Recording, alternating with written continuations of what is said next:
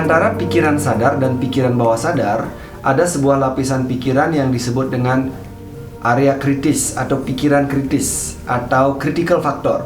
Pikiran kritis ini berfungsi untuk menyaring atau memfilter semua informasi-informasi yang datang dari luar, sehingga tidak mudah masuk ke alam pikiran bawah sadar kita.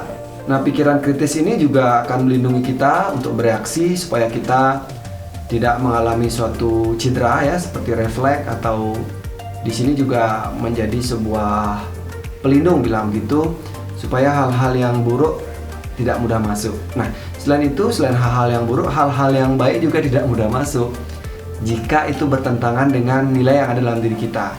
Kalau kita misalnya tidak suka dengan durian misalnya ya, jadi di alam pikiran bawah sadar kita, durian itu tidak menyenangkan. Pada saat ada durian, secara otomatis kita akan menolak, kita akan tidak senang, area kritis kita akan aktif, kemudian menolak untuk dekat dengan durian. Nah, ini akan membuat kita bersikap. Artinya, apa yang membuat kita bersikap, apa yang membuat kita melatar belakangi tindakan kita, baik itu sikap, emosi, ataupun kata-kata yang kita keluarkan, itu adalah tergantung bagaimana area kritis kita. Nah, critical factor atau area kritis ini atau pikiran kritis ini sudah terbentuk sejak kecil. Apa pengetahuan, karakter-karakter yang melekat pada diri kita, itu yang membentuk si pikiran kritis ini. Nah, kita dituntut di saat di era milenial ini atau era 4.0 gitu katanya, 4.0 gitu ya.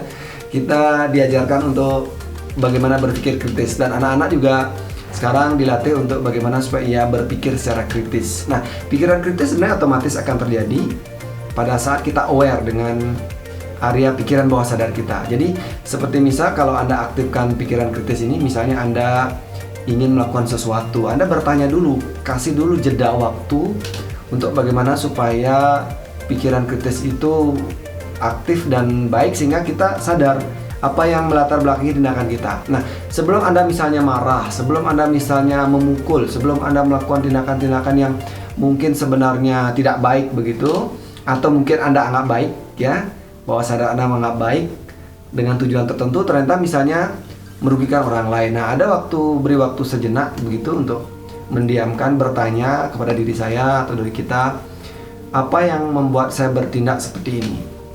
Kenapa saya tadi marah? Kenapa tadi saya cemas? Kenapa saya khawatir? Misalnya dari kejadian-kejadian tertentu, ada wabah tertentu misalnya, kenapa saya menjadi takut? Apa yang sebenarnya saya pikirkan di alam pikiran bawah sadar saya ya? Ada 2-3 langkah ke belakang yang kadang-kadang kita tidak sadari, itu yang membuat kita mengambil sebuah sikap atau keputusan. Yang kita sadari, loh, kenapa saya takut, kenapa saya panik, atau kenapa saya menjadi ngeri atau takut datang ke sana. Pasti ada beberapa langkah di belakang kita yang kalau kita cari itu ya, di area kritis kita ada sesuatu yang melatar belakangi itu. Nah, dengan kita mengenali itu ya, secara bijak kita mengenali ya, kemudian kita memberikan edukasi ke dalam pikiran kita, bisa jadi tindakan itu kita lakukan atau tidak jadi kita lakukan. Yang tadinya jadi panik jadi tidak panik, jadi marah jadi nggak jadi marah ya. Atau kalau memang itu baik ya sudah lakukan ya. Jadi pikiran kritis bisa kita diamkan baik pada saat kita merasa tidak nyaman atau kita ingin melakukan suatu hal yang baru. Nah, pada saat saya memposting sebuah ide di media sosial, atau pada saat saya membuat video ini, apa yang melatar belakangi saya untuk membuat? Apa yang melatar belakangi saya untuk menulis di media sosial? Apakah ternyata saya sedang mencari sebuah, bilanglah, like ya, atau perhatian, atau saya ingin menarik, meng-attract atau menarik sebuah perhatian dari si pembaca?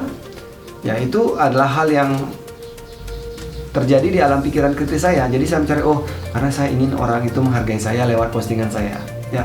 Atau misalnya saya ingin menginspirasi, saya dapat ide nih bagus inspirasinya, lalu saya ingin orang-orang juga merasakan apa yang saya rasakan. Bisa jadi begitu ya. Jadi ini tentu setiap orang akan memiliki tujuan yang berbeda-beda. Kenapa Anda memposting misalnya sesuatu yang marah-marah misalnya, atau sesuatu yang indah-indah, atau mungkin sesuatu yang menginspirasi.